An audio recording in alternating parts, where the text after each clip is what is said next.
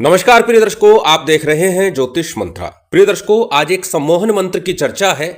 ऐसा मंत्र जिसके माध्यम से पूरे जनसभा को, अनेक व्यक्तियों को, लोगों को, स्त्री को, पुरुष को, किसी को भी, बहुत से लोगों को एक साथ मोहित करना हो, सम्मोहित करना हो। प्रिय दर्शकों, सम्मोहन और वशीकरण में थोड़ा सा भेद है।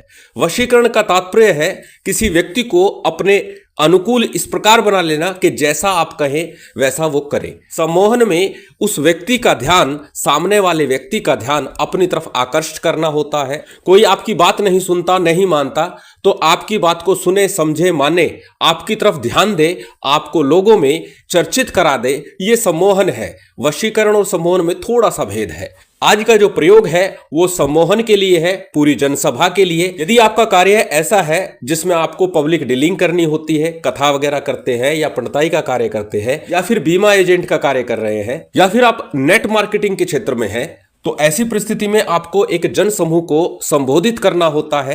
संबोधित करते हुए आपकी बात पर उनका ध्यान हो, आप क्या कह रहे हैं उस बात को वो समझे, उसके लिए ये सम्मोहन विद्या, ये सम्मोहन मंत्र है। और किया भी किस चीज से जाना है? मृतिका अर्थात मिट्टी से ये सम्मोहन किया जाता है। मिट्टी किसी पवित्र नदी के किनारे की हो, गंगा के किनारे की हो, यमुना के किनारे की हो, उस मिट्टी का आपको प्रयोग करना है। अन्यथा किसी भी स्वच्छ पवित्र नदी की मिट्टी करके आप सम्मोहन विद्या का प्रयोग कर सकते हैं। यदि किसी पवित्र नदी की मिट्टी का प्रबंध नहीं हो पाता या फिर नहीं मिल पाती है, उस परिस्थिति में पीले चंदन का प्रयोग आप कर सकते हैं। उससे भी आपको पूर्ण लाभ मिलेगा, मोहन होगा, सम्मोहन होगा। प्रमुख सामग्री तो मिट्टी है अथवा पीला चंदन है। अब करना किस प्रकार है? किसी भी शुभ योग सिद्ध मुहूर्त में इस प्रयोग को किया जा सकता है।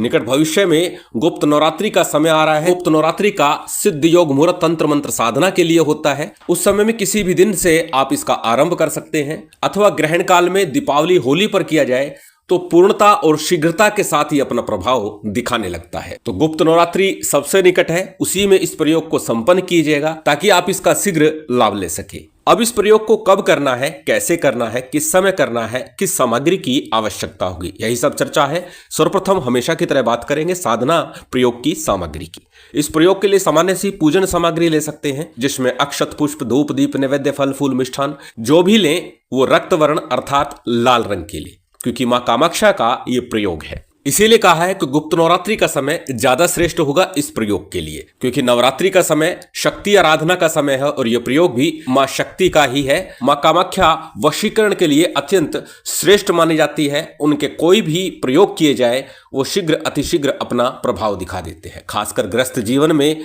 तो इसका विशेष महत्व बन जाता है। अब जिस भी दिन, जिस भी समय इस प्रयोग को कर रहे हैं, प्रातःकाल कर रहे हैं तो पूर्व उत्तरमुख हो जाइएगा, संध्या काल करते हैं तो उत्तर पश्चिम मुख हो जाइएगा। अपने घर में अथवा किसी देवी स्थान पर, किसी सिद्ध पीठ पर आप ये प्रयोग कर सकते हैं। ग्रहण काल हो, दीपावली, होली हो तो सिद्ध पीठ पर जाना ही ज्यादा श्रेयकर होगा, क्योंकि सिद्ध पीठ की शक्ति का प्रभाव भी आपको मिल जाएगा।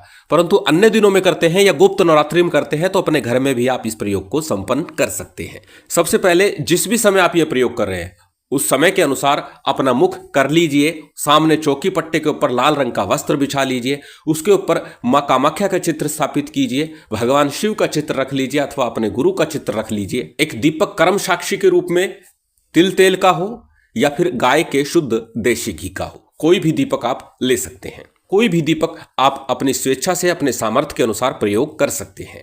सबसे पहले हमेशा की तरह थोड़ा शुद्धि आचमन कीजिए। दाहिने हाथ में जल लेकर के अपने ऊपर और सामग्री के ऊपर जल छिड़क लीजिए। उसके बाद में आपको दीपक प्रज्वलित करना है। दीप प्रज्वलित करने के बाद में आपको संकल्प लेना है। दाहिने हाथ में अक्षत, पुष्प, जल इत्यादि ले लीजिए। अपना नाम बोलिए, गोत्र बोलिए, उस दिन का तिथिवार नक्षत्र बोलिए और फिर अपनी कामना बोलनी है, अपना कार्य बोलना है। तो कामना यहां स्पष्ट है कि सम्मोहन के लिए, सर्वजन सम्मोहन के लिए मैं ये प्रयोग कर रहा हूं, कर रही हूं। स्त्री पुरुष कोई भी कर सकता है। संकल्प के उपरांत संकल्प के लिए लिया गया अक्षत, पुष्प, जल इत्यादि किसी थाली प्लेट में छोड़ दीजिए अथवा दीपक के सम्मुख छोड़ दीजिए। इसके बाद में हमेशा की तरह पंचदेवों का सामान्य सा पूजन कर लीजिए। प्रथम दिन ही पूजन करना है, अन्य दिनों में करने की आवश्यकता नहीं है। ग्रहण, दीपावली इत्यादि में करेंगे तो 1 दिवस का प्रयोग होगा, अन्य दिनों में करेंगे तो ये 11 दिवस का प्रयोग बनेगा। तो सबसे पहले पंचदेवों का, गणपति का, गुरु का, कुलदेव, पितृदेव, स्थान देव, इन पंचदेवों का पूजन किया। उसके बाद भगवान शिव का पूजन कर लीजिए, शक्ति का पूजन कर लीजिए अर्थात माँ कामाख्या का पूजन कर लीजिए। साथ ही साथ भैरव जी का पूजन आपको संपन्न करना है। सामान्य पूजन विधान जो अक्सर मैं बताता हूं ये आपने संपन्न कर लेना है। जब सामान्य पूजन विधान आपका संपन्न हो जाएगा उसके बाद आपको सबसे पहले एक माला गुरु मंत्र की, एक माला गणपति मंत्र की करनी है। गणपति मंत्र के रूप में ओम गंग गणपते नमः, ओम गणेशाय नमः, ओम वक्रतुंडाय नमः, ओम विघ्नेश्वराय नमः। गणपति जी का कोई भी एक मंत्र चुन सकते हैं, उसका जप कर सकते हैं। बात यदि करें गुरु मंत्र की, यदि गुरु दीक्षा ली है तो अपने गुरु मंत्र का जप कीजिए, अन्यथा भगवान शिव को हाजिर नाजिर मान करके उनके पंचाक्षरी मंत्र का एक माला का जप कर लीजिए, ओम नमः शिवाय का। गणेश गुरु मंत्र का जप कर लिया। आज का मंत्र है साबर मंत्र। यह साबर तांत्रिक मंत्र है, तो जब जब साबर मंत्रों की चर्चा होती है तो साबर सिद्धि मंत्र का भी 11 बार जप करना श्रेयकर होता है।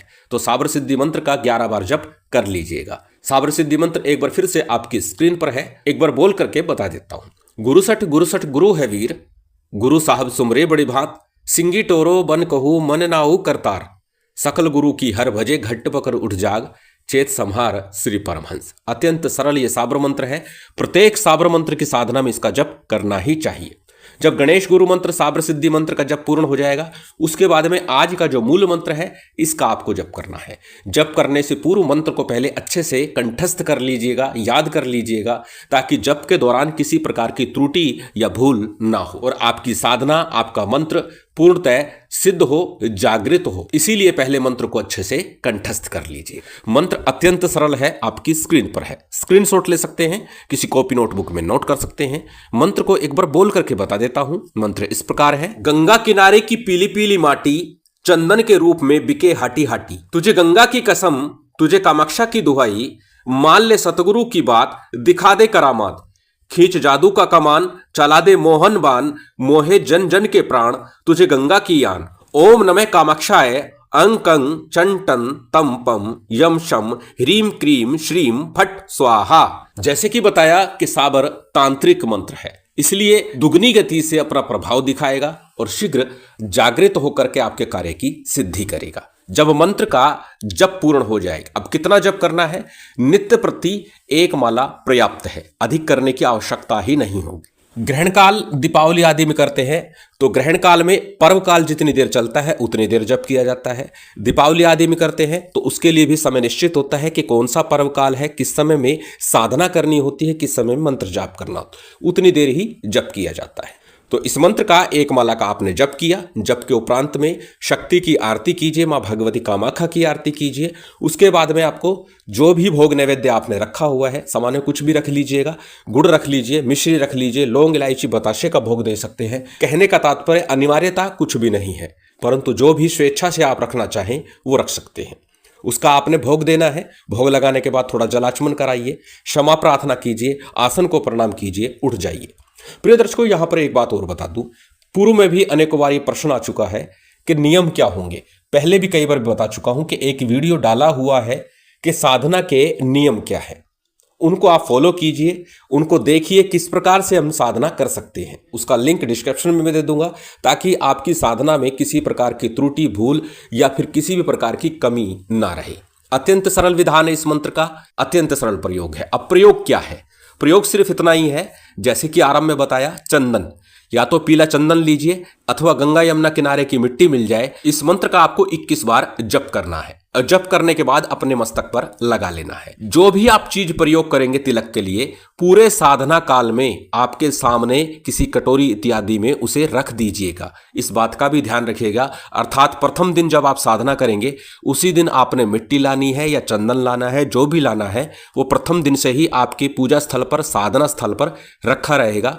उसके बाद जब आप इसे प्रयोग करेंगे तो मात्र 21 बार मंत्र का जप कीजिएगा, अपने मस्तक पर तिलक कीजिएगा और फिर सभा में चले जाइएगा।